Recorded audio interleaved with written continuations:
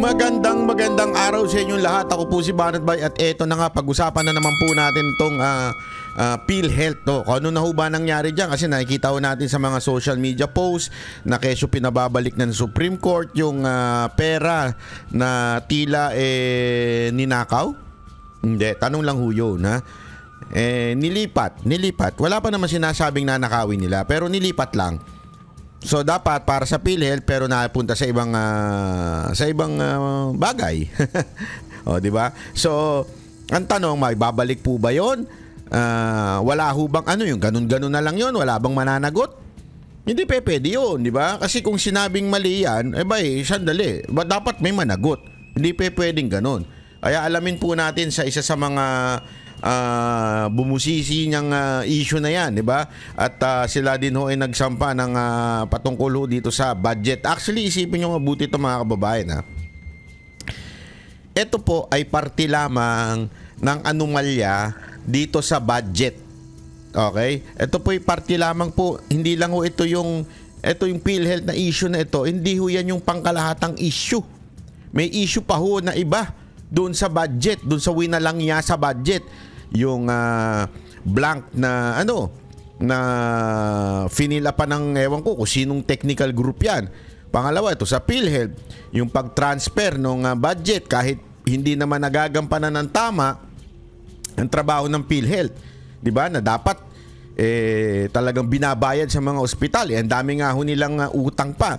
Pangatlo, yung dapat ang pinakamataas na budget sa mga sa GAA ay yung edukasyon. Batas po yan na dapat sinusunod, pero yung mga yan hindi ho nasunod na maayos. Kaya nga ho mga kababayan, etong PhilHealth ano lang ho ito, yung sabi nga nasa ano lang yan, nasa tip pa lang yan, hindi pa ho yan yung pinaka-anomalya. Pero nga dito pa lang nakikita natin na kahit to Supreme Court medyo napansin na meron talagang problema dito sa budget. Winalang niya. Kasi alam naman po natin kung ano nangyari sa budget sa Pilipinas. Ipinamigay sa ayuda. At yung ayuda na yan, inalat doon sa mga congressman na kaanib nila, di ba? So, yung mga congressman na pumirma ng impeachment, ang balita natin dyan, meron daw talagang inalat na ayuda sa kanila. O ikaw, ano ka? Dito ka, meron ka. O ikaw, meron ka ayuda. O ayan, bibigyan ka namin para sa distrito mo, para manalo ka.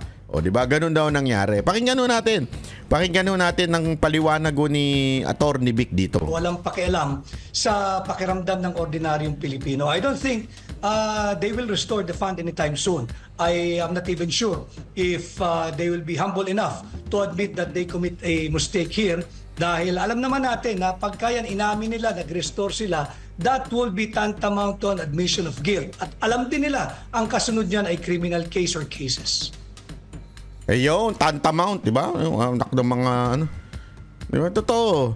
So yan yung pinaka-summary nung pero mahaba pa ho itong paliwanag at meron pa pong anomalya na ibinulgar si Attorney Vic. Ay, naku. Issue po dito sa PhilHealth, kaugnay nga po sa pagbabudget po dyan. Kahapon po sa oral argument, lumalabas at tinatanong ng mga associate justices kung yun bang hindi pagsama doon sa mga malinaw na. So doon sa Appropriation Section 37 ata po yun ng Universal Healthcare Law, kung hindi po yun ikonsidera, kumbaga sa pagbabudget ng pondo ng PhilHealth, bakit daw may magkakaroon pa ng political negotiation considering nandun na sa batas. Sa inyo pong pagkakaalam, sa mga ganito po na fix na nasa batas, ilang porsyento ba yun mula sa PCSO, ilang porsyento mula sa PAGCOR, kailangan pa ba yang magkaroon ng political negotiation sa side po ng Kongreso na nakasaad na po malinaw dun sa batas ang dapat na share para po dito sa PhilHealth? Bilang abogado, we're talking here of the 2024 na ginawa ng Executive Department, kinuha yung 60 billion. Initially 89.9 billion yan. Sa aking pag-aaral, automatic kasi yung quarterly remittance. May share ang PhilHealth at yun, ayon sa Universal Healthcare Law, may automatic share or appropriation ang PhilHealth galing sa PCSO at PAGCOR. Quarterly yan. Pati yan, hindi nila binigay. And I think, I am not talking about the case that we have filed before the Supreme Court, but rather, following and replying to your question, Admarano, hindi pwede kasing amindahan ng isang appropriation bill kagaya ng 2024 General Appropriations Law. Sa aking legal mind, hindi dapat walang puwang na mapapayagang amyendahan ng isang appropriations law yung existing Republic Act. Dahil ang isang batas dapat embracing only one title at isa lang ang din ang pakay o tinutukoy niyan. Kung appropriations bill lamang. Hindi niya pwedeng amyendahan all other existing Republic Act. Ang nangyari sa tingin ko noong 2024 budget na nakaraang taon, inaamyendahan nung General Appropriations Law pati yung iba't ibang charter ng GOCCs. Kaya nila nalimas yung tinatawag na unused or unutilized funds ng mga GOCCs. Kinuha nila Kaya nga di ba nakuha nila yung PhilHealth dahil hindi raw ginagamit at ang kanilang prinsipyo, it's either you use it or you lose it. Pero nakalimutan nila, katangi-tangi kasi yung PhilHealth. 80% ng pondong nakokolekta mula sa yung sin tax revenue galing yan sa tabako, yung mga gumagamit, yung mga sweetened beverages, yung mga alcoholic beverages, 80% yan ng pondong yan dapat pupondohan yung ating Universal Healthcare Law kasama na yung PhilHealth. Kaya paliwanag lang natin ito na matindi kasi alam nyo mga kaibigan yan, yung tinatanong ng Supreme Court. Bakit hindi automatic na ginagawa yan?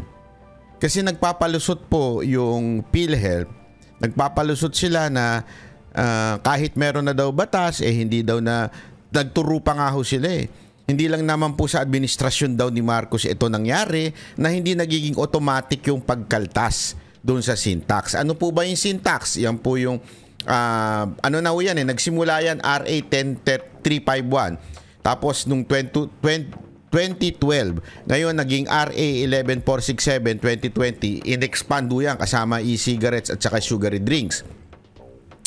Yan po yung tatlong pinagkukuhanan, alcohol, tobacco, products, kasama yung sigarilyo, lahat-lahat, vaping products, sweetened beverages. So, merong porsyento doon sa tax na binabayaran ng mga kumpanya na yon. Yung sabi nga ni Attorney B, 80% ay dapat matik na. Hindi pwedeng galawin ng Kamara, hindi pwedeng galawin ng Senado dahil ito'y Republic Act. Ibig sabihin, batas ho ito. Hindi ho ito pwedeng baguhin ng GAA yung sa budget. Hindi ho nila pwedeng kalikutin yan kasi matik ho yan. Hindi pwedeng sabihin ng Department of Budget Management at sasabihin ng Presidente, hindi, ganito lang ialat ninyo. Hindi pwede. Bakit kanyo? Kasi nga ho, batas po yan. So matik yan. Matik, pag merong sin tax, yung kinuha sin tax na yon, 80% yon, according to Attorney Vic, at yan po ay diretsong mapupunta na sa PhilHealth at gagamitin ng PhilHealth yan para sa mamamayang Pilipino. Saan po ba? Sa mga benefits ng PhilHealth, like sa ospital, lahat po dapat diretso ng punta dyan. Yan ngayon nagtataka sila, bakit pinakialaman? Hindi po pwede yun. Kaya nga sabi nga 'di ba ng Supreme Court Justice na si Ko ay ibalik. Dapat hindi ganyan. Ang dahilan pa nung pasensya na do sa ASIC ng PhilHealth, hindi kasi hindi naman nangyayari yan kahit sa ibang mga administrasyon. Sabi pa nga nung judge, sandali, hindi na yun na pinag-uusapan natin. Ito na. Dapat kayo, kung may problema pala at hindi nagagawa yan, dapat nga niya, dapat ayusin yung board. Diba? Ibig sabihin yung mga board member ng PhilHealth. Kaya importanteng maunawaan natin to kasi batas po ito. Kaya laging may pondo ang PhilHealth. So yun yung istorya nung 2024 pagkuha ng 60 billion ng PhilHealth. And it seems na marami na rin ang justices na naririnig naman natin sa oral arguments na nakakapuna mali yung ginawa ng Executive Department.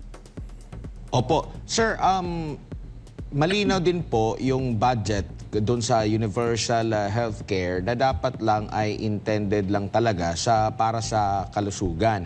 So kumbaga, kung ito'y maililipat sa ibang mga proyekto, lalo na ito kasi intended lang talaga sa kalusugan, ilalagay mo sa infra or iba pang mga proyekto, hindi na ito sumasang-ayon doon sa mismong pinakabatas niya. A malversation of public funds yan. Sapagkat specific yung batas gagamitin mo lang yan for healthcare or anything health-related and wellness of the Filipino people. Katangi-tangi kasi yung mandato ng batas na yan. Ang pera ng PhilHealth, dapat nga yan ubusin nila pero sa health lang, sa kalusugan at kaligtasan ng Pilipino, katangi-tangi yung mandato ng PhilHealth. Paano mo ubusin ang pera niyan? Palawigin mo. So, itong tinatawag, sinasabi nga ni Atty. Vic, yung malversation ng funds. Ibig sabihin, ito po'y isang krimen, na kung saan ginagamit ang publikong pondo sa ibang bagay. Maling paggamit, ika nga. Maling paggamit po ng pondo. Tulad nito. Kasi ito, may batas. Dito mo lang gagamitin yan sa health. Okay? Yung syntax. Hindi mo sinunod yun. Bilang pinuno ng PhilHealth, pwede kang kasuhan ng malversation. Diba? Bakit? Hindi mo tamang ginamit yung budget. Kaya nga, hindi ho magtapos dito. Sana, hindi lang magtapos sa ipababalik. Kasi when you say pinabalik na Supreme Court, ibig sabihin, there is a problem. Ibig sabihin, talagang merong anomalyang nangyari, 'di ba? So yun sinasabi ni Atty. Vic dito, dapat makasuhan po 'yan. Yung scope of services, ako nga lagi kong sinasabi, to include even yung assistive devices, kagaya ng saklay, ng tungkod, ng wheelchair, whether motorized or manual, pati yung aparato na ginagamit sa hagdan para makaakyat baba yung mga person with disability o di kaya yung mga may karamdaman. Dapat yan i-include na lang at pinalawig pa yung serbisyo ng PhilHealth. Pero maling-mali na gamitin mo yan pang-maintain ng mga highways, pang pondo kasi tinatawag na Panay Negros Guimaras Highway.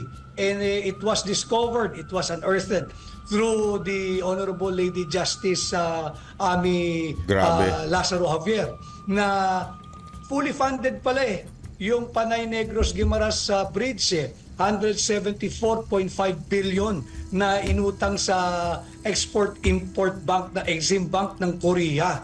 Bakit kinakailangan mo i-augment yan ang pera mula PhilHealth? Fully funded.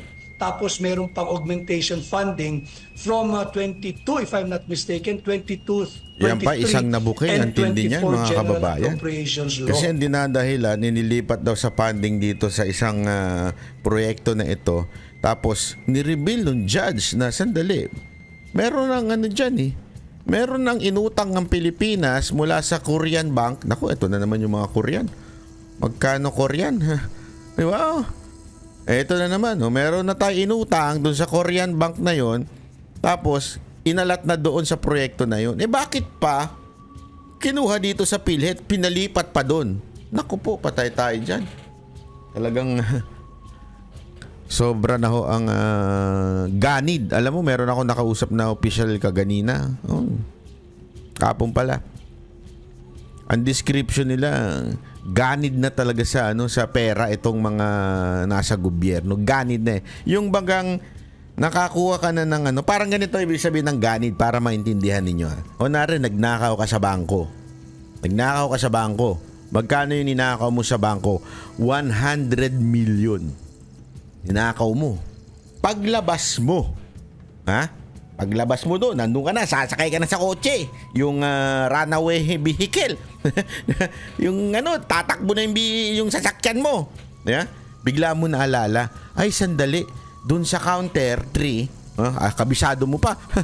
Doon sa counter 3, may naiwan na 100,000. Pero may hawak ka ng 100 million ah. May hawak ka ng 100 million. Papasok ka na ng sasakyan para tatakbo na kayo. Sa sobrang ganid mo, binalikan mo pa yung 100,000. Yun, dumating na yung pulis, huli ka.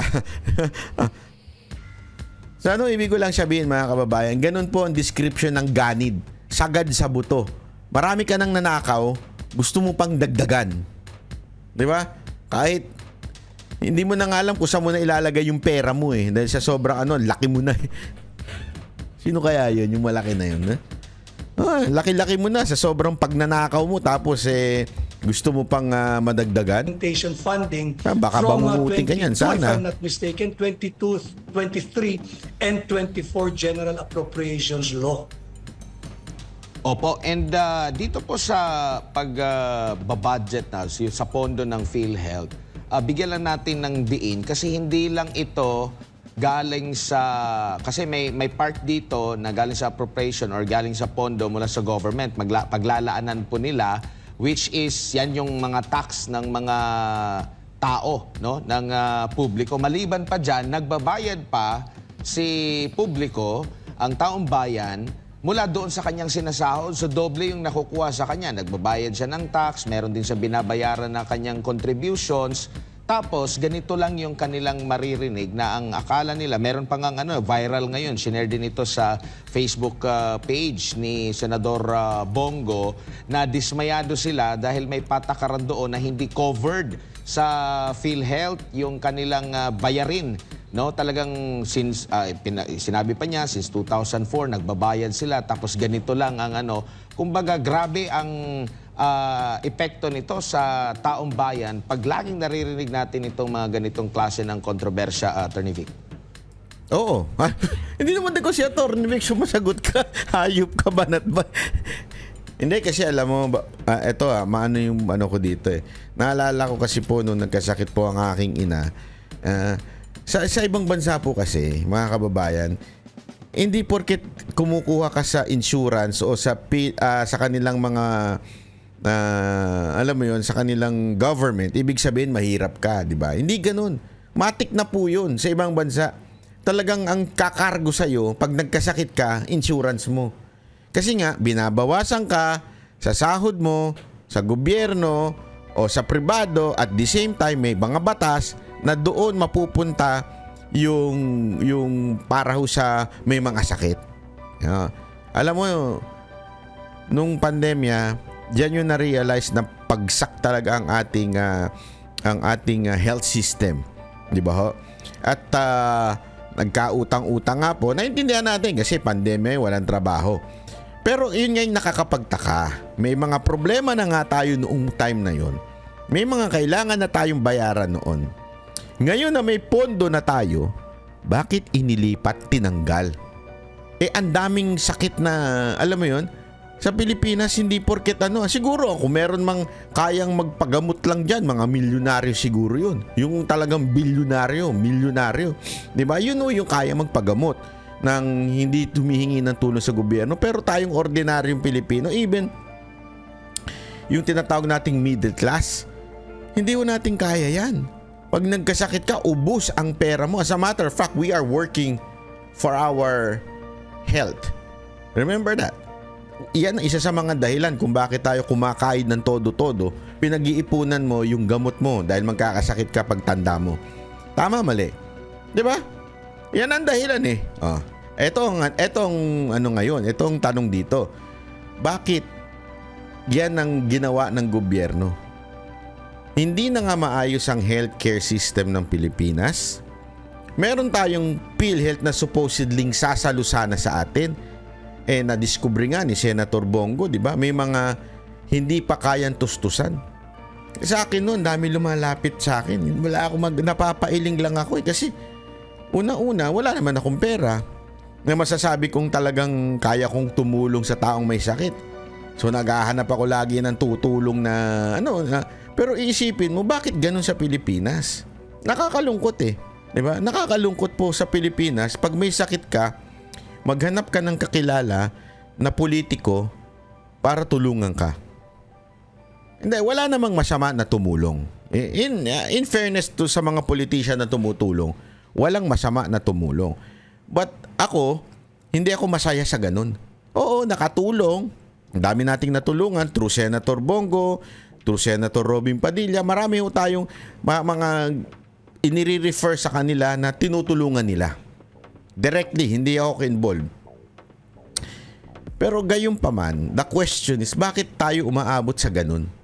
Kasi nga po, malaki ang problema natin sa healthcare system natin. At yan po ay PhilHealth. Magtataka ka, may pera naman pala. Bakit tinanggal? Ba't hindi na lang gamitin yun pang MRI, pang CT scan, pang opera, di ba? Yung ano ba yun? Yung sakit sa ano, yung matinding kailangan, laging binobomba. Kalimutan ko na kung sakit yun. Hindi, di ba ho? I mean, kulang-kulang tayo sa ganyan eh. Bakit hindi na lang doon gamitin yun? O kaya kahit nga sana, bumili ng mga instrument. Ibig sabihin yung ginagamit sa, alam mo yun, sa pag may mga sakit. Bakit hindi ganun?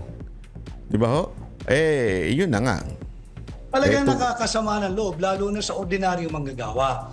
Dahil titingnan mo, Admar, sabi ko nga, hindi pa nahihipo ng mga manggagawa yung kanilang pinaghirapan ng kinsenas at katapusan na ibawas na yung sinasabing mandatory contribution sa PhilHealth. Ngayon kinuha mo, hindi ba estafa yun? Tama si Pangulong Duterte. Pag kinuha mo yung pera ng pribado at sinabi mo na ito'y kinukuha ko dahil ito yung iyong mandatory contribution sa PhilHealth, tapos kukunin ng gobyerno, gagamitin mo para sa pang-maintain ng kalsada o pang-fund ng fully funded na Panay Negros Guimaras sa bridge. Estafa tawag dyan doon sa pribado. It's so difficult to determine with particularity kung yung 60 billion bang nakuha nila, yun lang ang subsidy ng gobyerno dahil nag-commingle na yung private and public funds eh. How now do they ascertain na yung 60 billion na yan ay pera ng gobyerno? Paano mo masasabing walang pera ng pribado dyan? In the same vein, bakit mo ngayon siniro ang PhilHealth for 2025? Nasaan yung galing sa mandatory contribution ng nagtatrabaho sa pribado? Pera ng pribado yan, walang pakialam ang gobyerno dyan. Yan ay contribution ng mga nasa private sector. It should go straight to the PhilHealth. Kaya imposibleng zero funding ang dapat nakuha ng PhilHealth for 2025. At yung sinasabi nilang maraming pondo at hindi nagagamit, then the problem is in the management. Kung hindi ginagamit, unutilize yung maraming pondo, get rid of the entire board, get rid of the entire management. Ito yung matagal ko nang sinasabi. Bakit mo pahirapan yung Pilipino? Ang sablay yung mga appointees mo. Dapat ang palitan mo yung board. Remember, there was even a story. I'm just not sure now if the Private Hospital Association of the Philippines Incorporated o yung PAPI or FAPI, meron itong collectible na 4.5 billion pesos eh. Kagaya nun, may collectible ka na 4.5 billion pesos. If indeed it's true that you have so much money like 600 million pesos unutilized, bakit hindi nila binabayaran yung kahit paunti-unti, yung pera ng 600 million or 600 billion, bakit hindi nila ibayaran? Yung matagal... Ako sasagot. Andun sa bulsa ng mga congressman, paano sila makakatakbo? Alam mo ba, may nabalitaan ako. Ito. Sa Mindanao, ito nabalitaan ko sa mga taga Mindanao. Yung mga pumirma ng impeachment ni BP Sara Duterte, padausdos. Padausdos na. Wala na talaga. Isinusuka na ng Mindanao. Kaya nga ngayon, kailangan nilang mamigay ng pera. Meron niya akong kilala, hindi ko na lang babanggitin kung sino. Isang congressman. Tumatakbo ngayong local executive. Sobrang dikit nito. Sobrang dikit nito, grabe mamigay ito ng kung ano-ano. Namimigay ito ng kung ano-ano. Sa kanyang para manalo siya. Kasi olat na olat na ito, pinagtatawanan to dun sa tinatakbuhan niya. Sobrang olat niya, kung ano-ano na lang pinamimigay niya, imported, local. TikTok, pasayaw-sayaw. Naglalakad nga ito sa karsada, walang pumapansin dito sa animal na to eh. Sobrang walang biro. Gusto nyo ng clue kung sino ito? Dahu itong congressman na ito na malaki ang nakulimbat. Tapos ginagamit niya ngayon sa pamimigay diyan sa city, lungsod na kung saan siya tumatakbo. Unang clue, Smallville daw ito. Uy, Superman? Bakit Smallville? Hindi, kasi nga Smallville. Smallville. Jutay. Oh, sabi nila jutay daw ito eh. Smallville. Ha? Tapos bakit tinawag na Smallville? Pag pumupunta siya, konti lang ang nagpupunta. Oh, kaya nga small eh. Konti lang ang pumupunta. Ang ginagawa ng mga tao, kukunin lang yung pinamimigay niyang imported na bigas. Ay, hindi imported na bigas. Yung bigas at saka yung mga imported na kung ano-anong pinamimigay niya doon. Oh, kaya maliit ang crowd. Ting wala siyang pag naubos na, wala na. Nga na. Di ba? Sabi ko nga, buti hindi siya iwan ng jowa niya. Ganda pa naman ng jowa niya. Artistahin. Sa bagay, etong jowa niya mahilig din sa maliit. Anak ng wewe o banat ba? Sino ba yan? Dahu ba yan? Dahu. Hindi, ang balita ko. Pero at least yung maliit na yun, nakabuo yun ha. Yun nga lang, sumablay. Bakit sumablay? Ewan ko, hindi natuloy. Ano nangyari?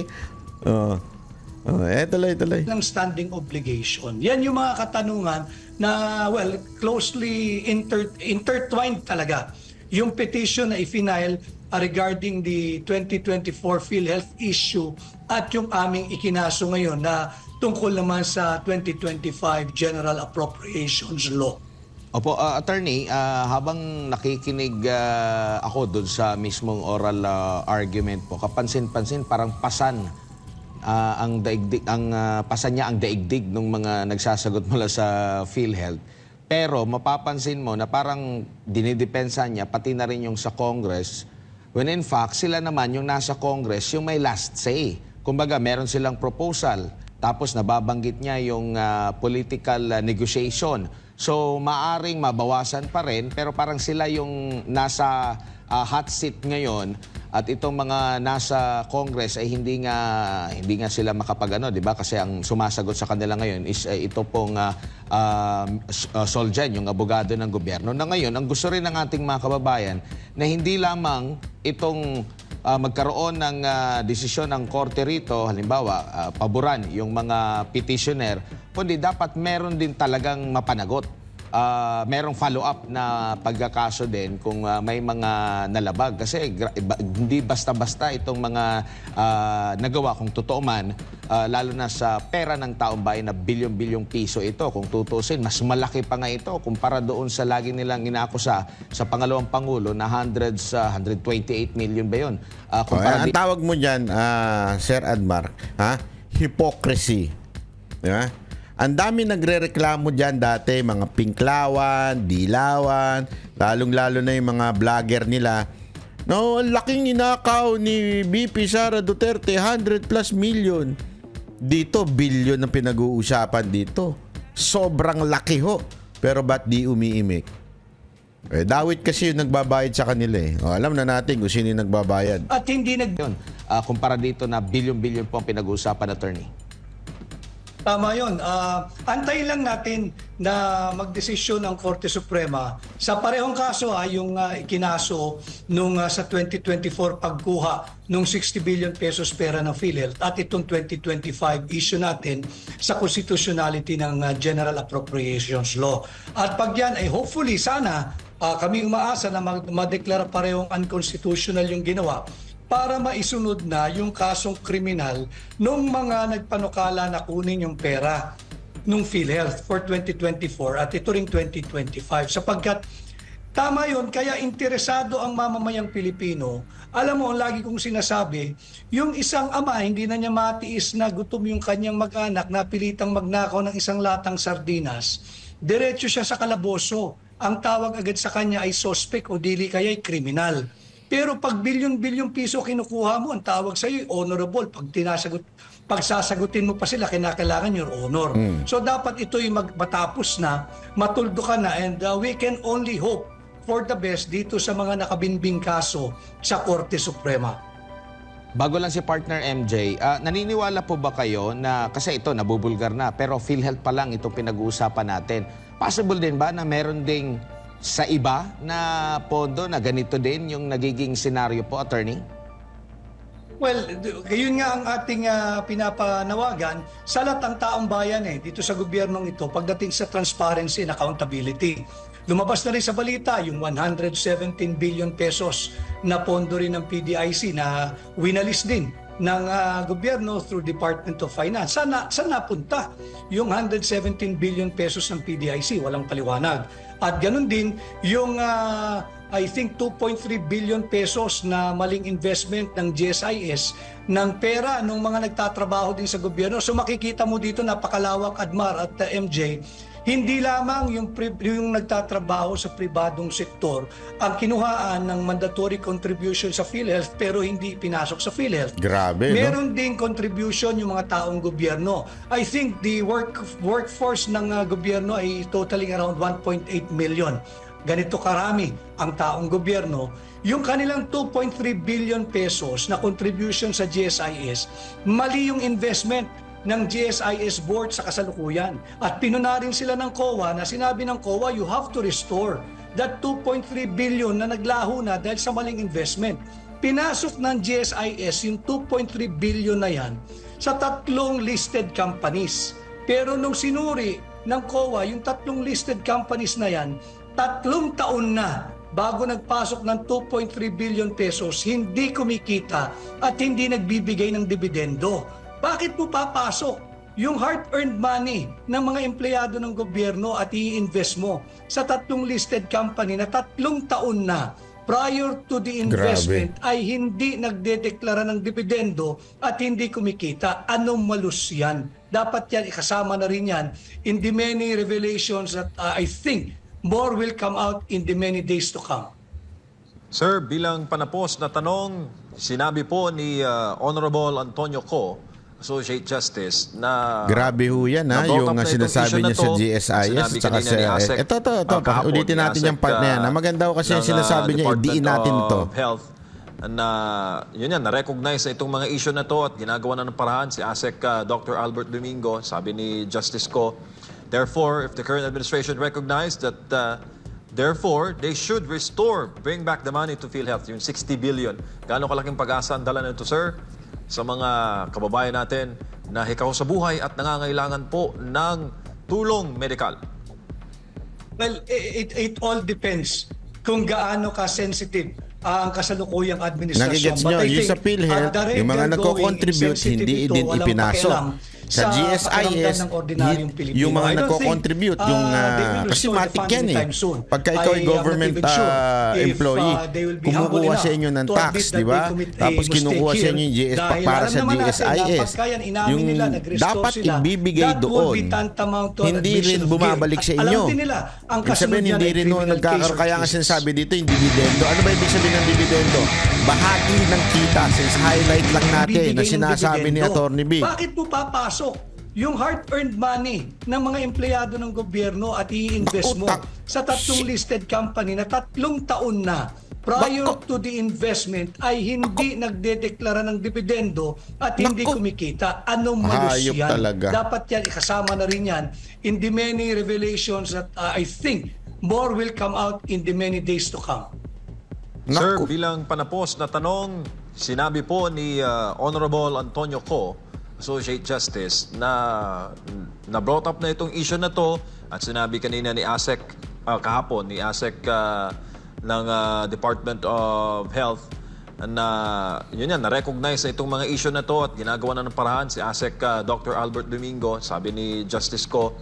Therefore, if the current administration recognized that Therefore, they should bring back the money to PhilHealth, yung 60 billion. Gaano kalaking pag-asa ang dala nito, sir, sa mga kababayan natin na hikaw sa buhay at nangangailangan po ng tulong medikal? Well, it all depends kung gaano ka-sensitive ang kasalukuyang administrasyon. But I think at the rate they're going, insensitive ito, walang pakialam sa pakiramdam ng ordinaryong Pilipino. I don't think they will restore the fund anytime soon. I am not even sure if they will be humble enough to admit that they commit a mistake here. Dahil alam naman natin na pagka yan inamin nila, nag-restore sila, that will be tantamount to an admission of guilt. At alam din nila, ang kasunod niyan ay criminal case or cases. Yon. Ayan po mga kababayan ang sinabi ni Atty. Vic. At sana talaga, hindi lamang po ito mauwi sa sulian. Diba? Hindi naman pwedeng nagnakaw. Ito na nga, dito nga matindi mga kababayan. Yung magandang example ni Atty. Vic. Pag ang isang simpleng mamamayan nagnakaw ng delata, di ba? Ikaw ay ikukulong. Hindi pwedeng sabihin, isoli mo yan. Hindi. Isoli mo yan, tapos ikukulong ka. Dito, bilyon ang nawala. Inilipat mo sa maling, hindi ho ito laro hindi, gusto ko lilipat. Ano to, monopoly? Hindi ganun yun. So, inilipat mo yung ganung kalaking pondo na sabi ng batas ay para dyan yan. Tapos ililipat mo lang sa iba. Tapos walang mananagot. Hindi pwede yun. Kaya nga sabi, dapat ito'y makasuhan ng malversation. Ito'y malaking iskandalo sa gobyernong ito. Bakit to? Sino nagdesisyon yan? Board. Sino ho ba ang board? Sila po ang mga Secretary ng Finance, Department of Finance. Sila po yung economic manager ng presidente. Di nga natin alam kung abot pa to hanggang presidente. Diba? Meron nga sinasabi, nung panahon daw ni Marcos Sr., may Coco Levy funds. Basta mahaba yun, hindi ko na ikikwento sa inyo yun. Yun yung issue nun, yung skandalo, Coco Levy funds, ganyan. Ngayon daw, PhilHealth funds. Nag-disappear na parang bula. Inilipat ng parang bula. Diba? Walang, alam mo yun, may batas na malinaw, hindi sinunod. Sana may managot dito. Kaya nga, alam nyo, sana talaga yung mga katulad ni Atty. Vic, maano natin sa Senado para talagang maitulak ho ito. Tapos singilin ho natin si Atty. Vic pag nasa Senado na po siya, na dapat talagang puspusan niyan, trabahuhin ho ito at talagang sabihin niya na kung ano yung dapat, di ba? Hindi pwedeng ganun lang yun. Dapat talaga makulong ho yung kumulimbat o maling paglipat ng pera na to. Isa pa lang po yan, mga kababayan. Meron pang dalawang issue, yung blanco, na bawal din ho yun sa batas. Blanco. Yung pangatlo po yung ano man tawag dito, yung sa edukasyon, dapat pinakamalaking budget na nakakatanggap ay edukasyon. Ang dami hong nang walang yan ng budget na ito. Yung pang tinatawag nating honorable. Shit. I cannot believe it. Yung totoo, I cannot believe it. Honorable, magnanakaw ang mga animal. Tapos pag pinuna mo, magagalit. Sasabihin, narco vloggers kasi kayo, tsaka kayo pogo vloggers kayo Sila unang nag-akusa. Nung idinimanda sila, kawawa naman kami. Nagsasabi lang naman kami ng totoo. Tapos tinamaan kayo siguro. Biglang naging biktima na sila ngayon. Kayong nag-akusa, mga putang ina nyo. Totoo naman mga putang ina nyo. Nag-akusa kayo sa mga vlogger na narco vloggers, pogo vloggers. Nung pumalag, nagsampa ng kaso, kaya kawawa naman kami. Kinasuhan kami. Wala talaga kayong yagballs. Sorry pero tapos etong iskandalo na ito, kayo rin ho ito Kamara din ho ito. Diba ho? Bakit? Sino ba nag-uutos? Sige nga, tanongin nyo, sino? Sa tingin nyo ba, kakayanin lamang ni Marcos mag-isa to? Hindi ako naniniwala. May kakakuntsabang baboy to. Hindi ko alam kung sino yun. Hanapin nyo na lang. Marami namang baboy dyan sa kamera eh. Oo, karamihan dyan, mga matatakaw. Kaya ganyan na kalalaki yung mga tiyan eh. When I say baboy, this is not this is not a physical appearance yan. Hindi na sinasabi ko Baboy in a way, dahil kumukulimbat ng pera, kaya lumalaki na mga tiyan. Figuratively, sabi nga eh. Figuratively. Totoo yun mga kababayan. Kaya bantay-bantay tayo dahil sabi ko sa inyo, lahat ng kasalanan hindi maaring mabubulgar yan. Kaya mabubulgar yan. Dahil marami ho tayong mga matitikas na mga abogado, mga vlogger na siyang magre-reveal ng kawalangyaan ng gobyerno to. Dahil tandaan ninyo, hindi ho ito biro-biro. Ang apektado ho ang bawat mamamayan. Mantakid mo. Dapat ang gobyerno ang magbabayad at sasagot pag nagkasakit tayo. Bakit? Kasi nagko-contribute tayo dun eh. Bakit biglang tayo nang kakargo nun? Kasi hindi, ginawang zero budget. Anong ginawang zero budget? Pera namin yan eh. Paano nag-zero budget yan? Abay, gago pala kayo. Tax yan ng Pilipinas eh. Bigla yung zero budget.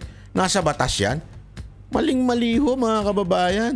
Wala akong Duterte Marcos dito. Mali yung ginawa nyo. Yun ang punto doon. Mali ang ginawa nyo. Walang Duterte Marcos Duterte dito. Mali ang ginawa nyo. Kawawa ang Pilipino. Kaya mga kababayan, sinasabi ko nga sa inyo gusto nyo magpatuloy yung ganitong pagnanakaw ng gobyerno? Iboto nyo yung mga senador ni Marcos. Bakit? Hindi ko sinasabi magnanakaw yung mga senador ni Marcos. That's not my point. Kaya lang, yung mga senador ni Marcos, merong utang na loob yan. Pag sila naupo, may utang na loob yan kay Marcos. Kahit anong pang i-deny nyo, magkakaroon sila ng utang na loob. Then naging senador sila sa pamamagitan ni Marcos. Todo si Marcos sa suporte. So pagdating ng panahon, magbabayad yan ng utang. Tayong mga Pilipino ang kawawa pag nagbayad sila ng utang. Magpipikit na yan para mga bulag yung mga yan. Diba? Yung isa nga, lantarang sinabing magnanakaw si Marcos. Ngayon, pinupuri na si Marcos. Ang gago, di ba? Ang totoo. Kaya mga kababayan, straight PDP po tayo. Tapos dagdagan nyo ng 3. Si Banat Bay, si Coach Oli, tsaka si Boss Dada. De, joke lang po. Anyway, maraming salamat po. Ako po si Banat Bay.